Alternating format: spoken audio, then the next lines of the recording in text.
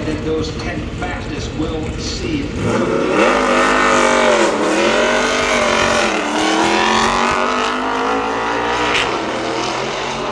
Nascar Xfinity Series gets ready to find out who will win the pole.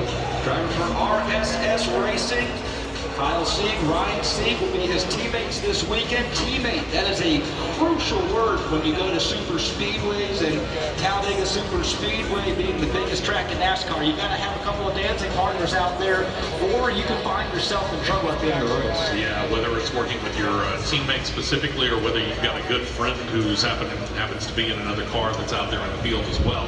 You want to make sure that you're able to work together, and sometimes we've seen this in the past here, where it doesn't necessarily seem like it would work that way, but you'll get maybe a Ford working with a Toyota or a Chevrolet working with a Ford, and that's just because that particular car, the way that it happens to be set up, that's just the best partnership for that particular car. So just because they happen to be on the same team doesn't necessarily mean they work well together.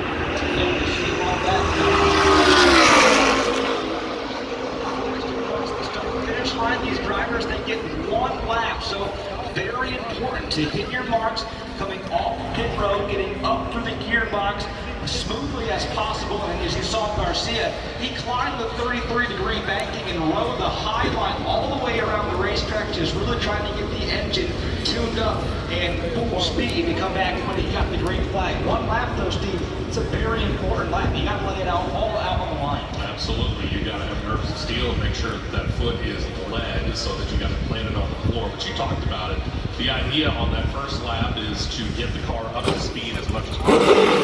Make the track as long as possible. That's why on that first lap they're going to go far outside of the wall on this lap. Here he comes, Jake.